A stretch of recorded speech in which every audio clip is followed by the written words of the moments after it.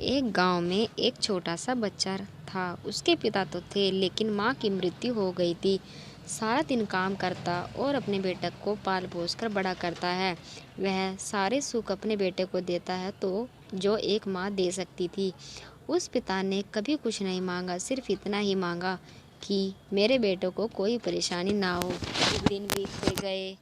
बेटा पढ़ लिख कर अच्छा जॉब भी करने लगता है और शहर में रहने लगता है। कुछ दिन बाद वह अपने पिता को मिलने आता है और कहता है, पापा मुझे कुछ पैसों की ज़रूरत है। मैं चाहता हूँ कि शहर में कहीं भी ज़मीन लेकर अपना घर बना लूँ। तो पिता इस बात को सुनकर बहुत खुश होते हैं और सोचते हैं कि मेरा बेटा है, एक ना एक दिन नाम करेगा।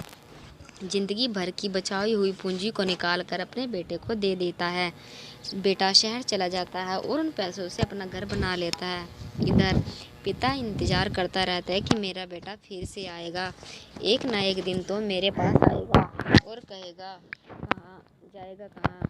उसके पास अब कोई नहीं जाता था क्योंकि ना ही अब उसके पिता के पास पैसे थे और ना ही रहने की जगह था। कुछ दिन बाद बेटा फिर लौट कर आता है और पिता से कहता है, पापा अब आप दादाजी बनने वाले हैं। पिता को बहुत खुशी होती है। इस बात को सुनकर वह कहते हैं कि तू मुझे मेरी बहू और पोती से कब मिलाएगा। बेटा कहता है, पापा थोड़े दिन और। पापा मुझे कुछ पैसों की ज़रूरत है कि आजकल थोड़ा जॉब में खींच बीच हो रहा है, जिसके कारण मुझे कुछ दिन के लिए सस्पेंड कर दिया गया। पिता के पास कुछ नहीं रहता देने के लिए, लेकिन फिर भी कहता है, बेटा तू रुक, मैं अभी आया कुछ पैसों का बंदोबस्त करके। पिता बाद में महाजन से उस पैसे उधार लेकर अपने बेटे को दे देता है और बेटा पैसे लेकर शहर चला जाता है।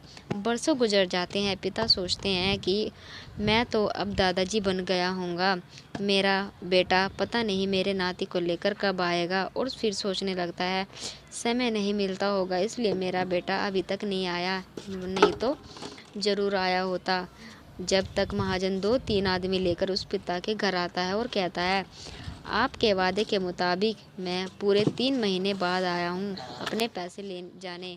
पिता कहते हैं, मेरे पास पैसे नहीं है देने के लिए। महाजन कहता है, जब पैसे देने नहीं थे तो आपने मुझसे उधार क्यों लिया। तभी पिता कहते हैं, ठीक है रुको, मैं तुम्हारे लिए पैसों का बंदोबस्त करके आता हूँ। और वह नज़दीकी अस्पताल में चले जाते हैं, जहाँ जाकर अपना ब्लड डोनेट करते हैं और अपनी एक किडनी बेच देते हैं और उस महाजन का कर्जा छुट्टा कर देते हैं। किडनी बेचने के बाद उसकी स्थिति और भी ख़राब हो जाती है और वह उस राह की जी में रहे होते हैं कि मेरा बेटा एक दिन आएगा ज़रूर। इस आस में जीते जीते एक दिन पिता की मृत्यु हो जाती है, परंतु बेटे को अपने पिता को आग देना भी नसीब नहीं होता। दोस्तों, आपको यह कहानी कैसी लगी हमें कमेंट करके ज़रूर बताइए। अगर आपको ऐसी कहानी पसंद आई हो तो अपने दोस्तों के साथ शेयर ज़रूर करें और ऐसी ही प्यारी कहानियाँ सुनने के लिए हमारे यूट्यूब चैनल से ज़रूर जुड़ें।